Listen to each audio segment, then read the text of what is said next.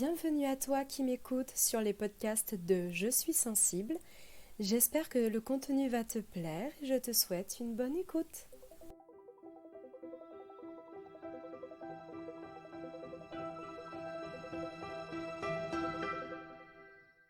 Hello mes papillons.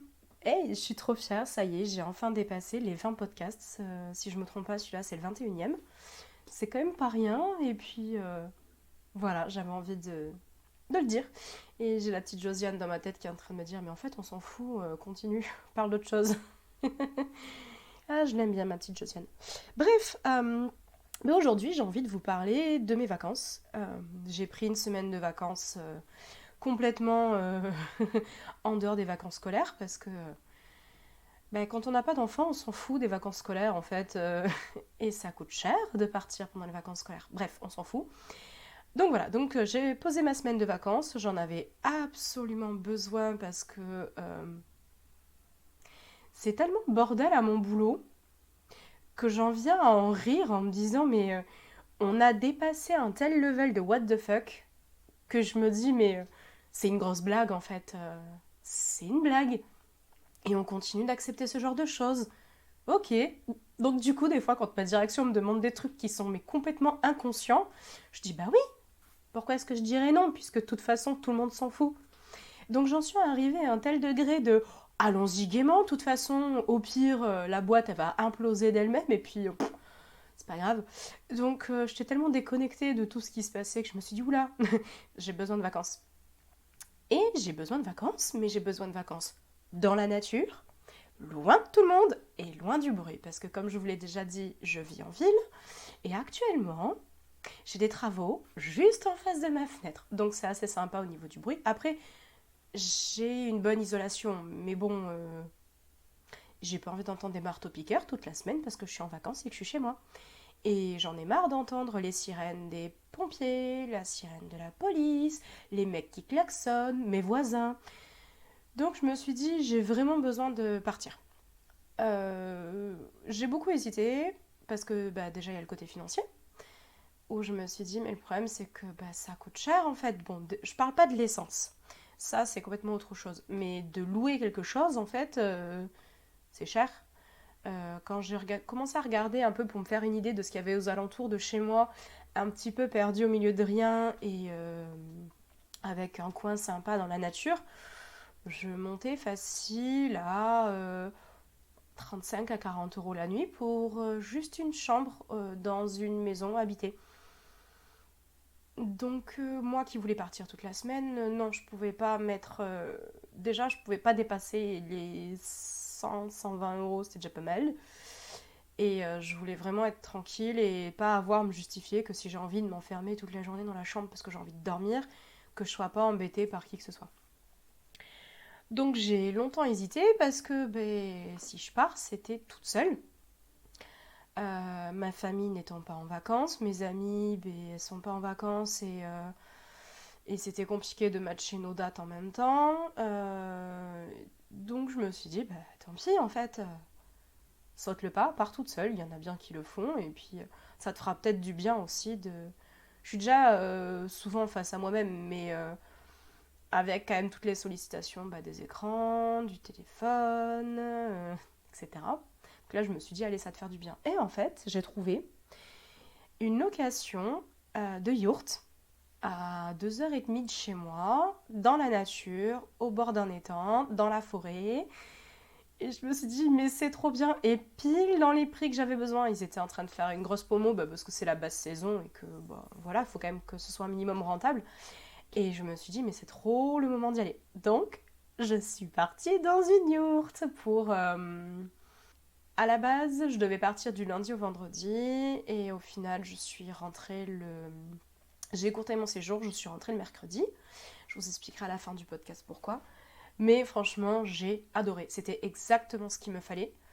La yourte, donc le propriétaire était hyper gentil, donc il m'a de suite montré quand je suis arrivée comment euh, il n'y a pas d'électricité, il y a juste deux toutes petites lampes qui sont reliées à un panneau solaire, donc voilà, ça c'est juste quand il fait nuit.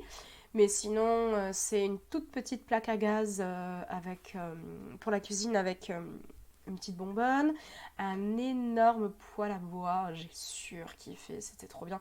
Donc de suite, il m'a montré comment utiliser le poêle à bois, ce qui n'est pas une mince affaire parce que bah, l'allumer, c'est pas le problème, hein. Le problème, c'est de garder le feu le plus longtemps possible. Parce que bah, moi, au bout de 2 heures, 2 heures et demie, s'éteignait. Donc la nuit, c'était sympa. Surtout que bah, là où je suis partie, il y avait quand même pas mal de rafales de vent. Il n'a pas plu. Franchement, j'ai eu de la chance, il n'a pas plu. Par contre, la nuit, il faisait quand même super froid et j'avais beau avoir mon plaid, mon duvet, un autre plaid par-dessus, une couverture. Quand il fait froid dans la yourte, le matelas et les oreillers sont très froids. Et je me suis levée 2 à 3 fois dans la nuit à chaque fois pour raviver un peu le feu. Et bon, c'était pas.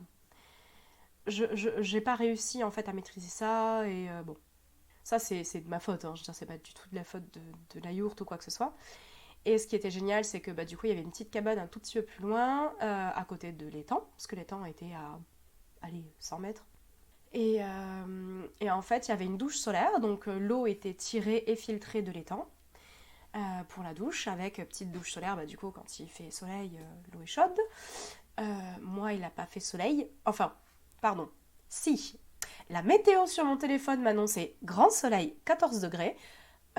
Apparemment, le soleil chez eux, c'est caché derrière un voile gris. Ça, c'est grand soleil chez eux. Donc je pense que mon téléphone a juste fumé un joint et qu'il a oublié de me prévenir. Et bon, après les 14 degrés avec le vent, non. Donc la douche était pas chaude, elle était tiède. Donc du coup, il a fallu, bon, à l'ancienne, après moi ça me dérange pas, de faire chauffer mon eau au gaz et de me doucher, me laver avec mon petit gant et ma petite bassine d'eau dans la douche. Et à côté de ça, donc il y avait les toilettes sèches que j'ai franchement appréciées. J'en avais déjà utilisé une fois quand j'avais fait un week-end dans des cabanes perchées. Mais je m'étais demandé ce que ça a donné sur plusieurs jours, vraiment, quand bah, tu fais tes besoins dedans, hein, si ça sentait ou pas. Et en fait, non, vraiment, ça sent pas du tout. Et puis, c'était assez intéressant d'aller vider moi-même mon seau. Non, parce qu'en fait, à la base, je n'aurais pas dû faire le ménage. Je l'ai pas fait, hein, mais j'ai juste quand même. Comment dire? Quand je vais dans un endroit qui est pas à moi et qu'il y a d'autres gens qui arrivent derrière, j'aime pas trop être crado, donc je passe quand même un minimum un coup d'éponge ou que ce soit. Et là, je me suis dit, non, t'abuses pas quand même. Je pourrais pas laisser mon seau de plein de pipi là et que ce soit le propriétaire qui le vide. Donc du coup, je l'ai fait moi-même. Ils avaient euh, un compost à côté exprès pour mettre tout ça. Donc du coup, c'est ce que j'ai fait. Et donc, qu'est-ce que j'ai fait? Je me suis ramenée surtout de quoi lire. J'ai énormément lu, de toute façon. Je savais très bien que je n'allais pas faire grand-chose puisque j'étais extrêmement fatiguée. Donc j'ai beaucoup dormi, j'ai fait beaucoup de siestes, je me suis beaucoup reposée avec un livre, j'ai repris un peu mes cours de lithothérapie puisque j'en arrive quasiment à la fin mais je me rends compte que faut quand même que je reparte du début. Il y a quand même des notions que... Je veux dire, j'ai un examen normalement que je peux faire quand je veux et j'aimerais le passer et là je sais que j'ai pas du tout les connaissances, j'ai pas assez retenu donc je m'y suis un peu replongée dedans. Je suis allée me balader autour de l'étang. Enfin, j'ai essayé parce qu'il y a une partie où on peut se balader et l'autre partie, c'est que des ronces et des arbres, impossible de marcher. Euh, du coup, je suis allée me promener. Il y avait une petite forêt à côté. Je suis allée me promener à côté de la forêt, tout ça. Je me suis posée au bord de l'étang parce qu'il y a un petit ponton en fait. Et je me suis assise là. C'était trop bien, c'était hyper agréable. En plus, même s'il y avait un petit peu de vent, à un moment, le vent s'est arrêté et là, j'ai ressenti la chaleur du soleil derrière le voile gris. Mais quand même, la chaleur du soleil. Donc, ça faisait vraiment du bien. J'ai vraiment apprécié. Le lit était très confortable, surtout que c'était un lit normal. À l'intérieur, avait quand même, à l'intérieur, la yourte était quand même assez grande. Je crois, j'ai pas envie de dire de bêtises, le propriétaire m'a dit qu'elle faisait 7 mètres de largeur, je crois. Ce qui m'étonnerait pas. Je pense que je vais faire un article justement sur Instagram où au moins je vous montrerai des photos. J'ai réussi à faire une photo de nuit, elle est magnifique. En parlant de nuit, c'est vrai que le seul point négatif, moi j'ai pas l'habitude, je me lève beaucoup, enfin de 3 fois dans la nuit pour aller pisser. Quand, quand la cabane pour faire pipi est à peu près 150 mètres, 200 mètres derrière des buissons en pleine nuit, j'étais pas rassurée. Surtout que la première nuit où j'ai voulu me lever, ben, j'étais tellement déphasée que je savais plus où était le chemin pour la cabane. Et heureusement, il y a tellement de passages que dans l'herbe, j'ai suivi le chemin sur l'herbe en fait. C'est là où l'herbe est le plus piétinée. Donc là, j'ai réussi à retrouver, mais je me sentais pas rassurée parce que ben, quand t'es tout seul, au milieu de nulle part, tu te dis, s'il m'arrive quoi que ce soit, genre une bestiole qui te course, t'as personne pour venir t'aider, ma grande. Donc là, t'assumes. Je me suis pas fait courser, il n'y a pas eu de bestiole, tout va bien. Donc la première nuit s'est plutôt bien passée. Donc ça c'était la nuit, ouais c'est ça, de lundi à mardi. Le mardi je m'étais dit ah, allez je vais me promener tout ça. Et là on arrive sur le côté pas cool de mes vacances. Ben tant pis je l'accepte, c'est comme ça. C'est qu'en fait ben, avec la fibromyalgie et depuis mon rendez-vous avec le rhumatologue, j'ai un nouveau traitement. Et le rhumatologue m'avait dit, ben, avec votre syndrome de l'intestin irritable, ça risque de ne pas faire un super combo. Je vous donne de l'ésoméprazole pour ben, protéger un peu l'estomac et tout ça, mais à voir comment vous le supportez. Ben en fait pas terrible. C'est pas tant les intestins, je sais pas. Déjà j'avais des énormes maux de tête, j'avais des vertiges, j'étais très très très fatiguée. Bon en même temps la fatigue est liée aussi à mon travail, hein. J'étais en train de déconnecter total, donc ça c'était cool. Euh, donc quand j'ai voulu aller me promener autour du lac, en fait j'ai pas réussi à partir plus de 30 minutes de la cabane parce que ben, je me suis sentie mal, très très mal, et il a fallu que je me speed pour rentrer parce que ben, je sentais que j'étais à deux doigts de, pas de l'évanouissement, mais presque en fait, tout était insupportable, j'avais des nausées, j'avais mal partout. Donc je me suis dit, bah c'est pas grave, t'as de quoi t'occuper. Donc bah, j'ai rebossé mes cours, j'ai lu, j'ai appelé un petit peu ma famille, tout ça, parce que ce qui est cool c'est que je captais quand même, donc ça c'était chouette. J'ai très peu utilisé Internet, mais je sais que si j'avais dû l'utiliser, j'étais quasiment en 4G. Donc franchement, je veux dire, c'était assez royal. J'avais envie de me déconnecter, mais si vraiment j'avais besoin de me reconnecter pour bah, faire une visio avec mes parents, parce que c'est ce que j'ai fait le tout premier jour où je suis arrivée, pour leur montrer où j'étais. Voilà, c'était tout à fait faisable et franchement, je trouve ça assez cool. Ça te laisse la possibilité pour ceux qui n'ont pas envie de déconnecter total, de pouvoir aussi s'occuper avec Internet. Et la deuxième nuit arrive. La première nuit, en fait, j'étais assez sereine parce que, ben, comme il y avait beaucoup de rafales de vent, tous les bruits que j'entendais sur la toile de la yourte, je m'en inquiétais pas parce que je savais que c'était le vent. La deuxième nuit, c'était pas pareil. Déjà, j'ai encore plus galéré. Je pense qu'il a fait vraiment, vraiment froid pour le coup.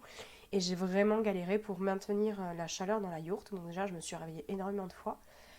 Et en plus de ça, il y avait un tout petit peu de vent, mais moins, et ça grattait constamment.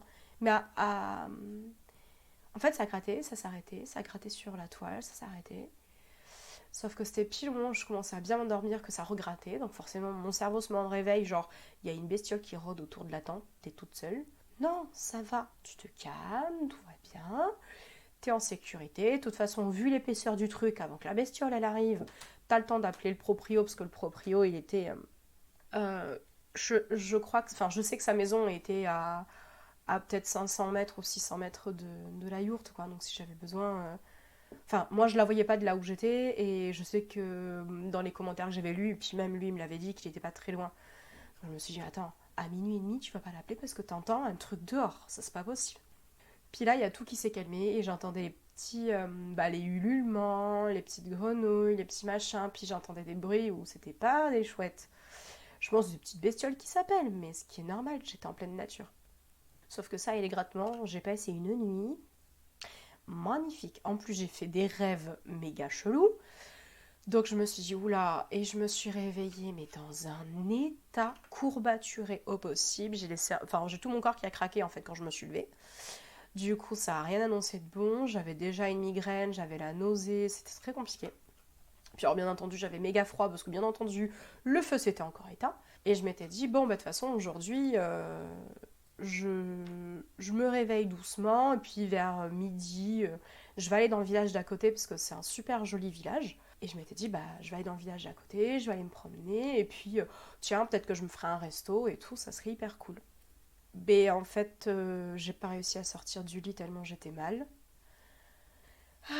Et en fait, quand j'ai vu le temps dehors, il avait prévu plus ou moins de la pluie.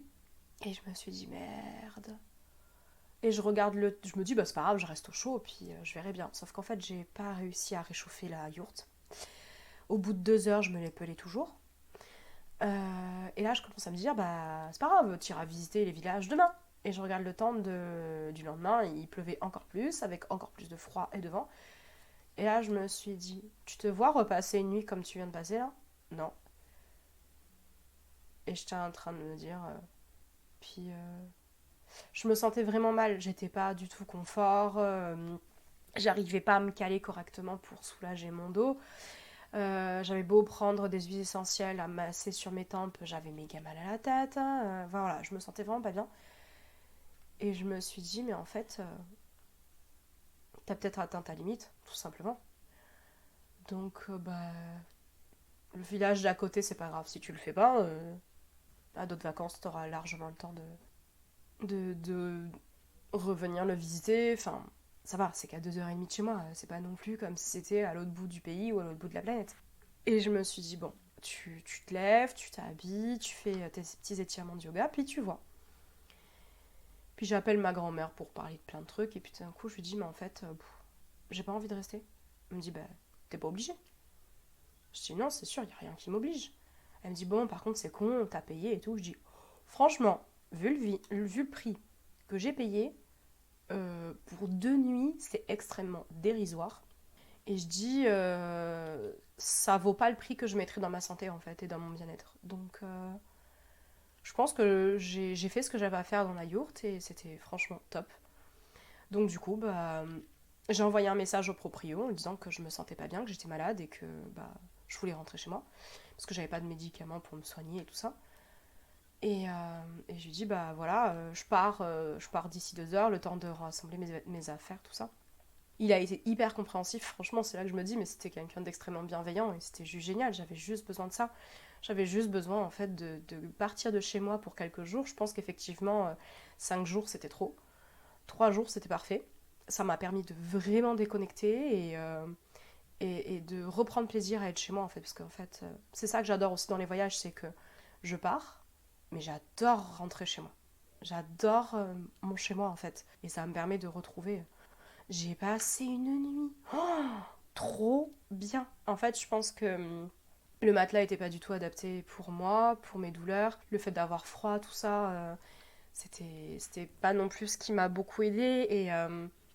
Et en fait, la nature, c'était juste trop bien. D'être assise au bord du lac, ça a été l'un des meilleurs moments de tout le séjour. Et d'être sous un plaid à côté du feu en train de lire, j'avais juste besoin de ça en fait. J'avais pas besoin d'aller visiter, j'avais pas besoin de faire quoi que ce soit en fait. Mon corps il était en train de me dire mais stop, arrête de faire. Sois présente à toi-même en fait. Sois là et stop. Donc si vous avez des envies d'escapade et de nature, franchement je vous conseille de vous trouver. Je vous parle pas de la yourte, je fais pas de pub. Euh, non, franchement j'ai envie de vous dire mais trouvez-vous un coin où vous avez envie d'être et puis ne prévoyez rien. C'est top aussi de rien prévoir, d'arrêter de tout planifier et de se dire oh là là, j'ai dormi toute la journée, c'est pas bien. Bah en fait, si, parce que si t'as dormi, c'est que t'en avais besoin. Et tu verras, tu passeras les meilleures vacances de ta vie et franchement, enfin, au moins de très bonnes vacances. Elles feront partie des meilleures vacances de ta vie. Et moi, c'est exactement le cas. Et franchement, je m'en veux absolument pas d'être partie et j'adore. Et j'ai sauté le pas. Je suis enfin partie en vacances plusieurs jours toute seule. Parce que partir visiter des trucs, je l'ai fait il y a 2 ans où je suis partie visiter Lourdes. Je sais pas pourquoi, ça m'a pris comme ça en plein été. Je crevais de chaud. Je crevais de chaud de chez moi et Lourdes, c'est pas si loin que ça de chez moi. Et en fait, ça a été trop bien parce que ben, là-bas, le temps était orageux. Donc déjà, c'était trop bien. Ça m'a fait une pause. Et puis j'étais toute seule en fait. Donc du coup, j'ai pu faire ce que je voulais. Et j'ai pas visité le sanctuaire parce que j'avais pas envie. J'ai fait le tour, je suis pas rentrée, et j'ai fait le tour du village, et c'était trop bien. Et quand je suis rentrée à pied pour aller jusqu'à ma voiture et que je me suis pris une saucée, en fait, je me suis arrêtée. Parce que j'étais, c'était ça qu'il me fallait, sortir de la chaleur de la ville pour venir prendre l'eau à Lourdes, quoi. Enfin, et je sais pas, ça m'a apaisée, j'avais envie. J'avais envie et je me dis, bah, fais-le maintenant. Si j'ai envie de partir 3 4 jours aussi, je sais pas où, toute seule, bah, c'est faisable. Et je trouve ça trop bien.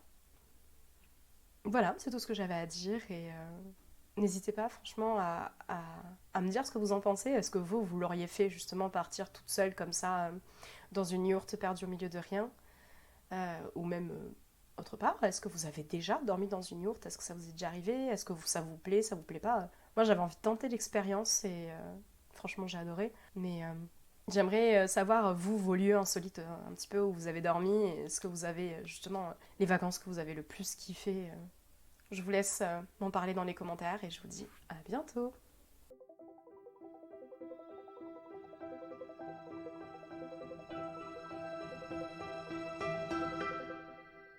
Je te remercie sincèrement pour ton attention.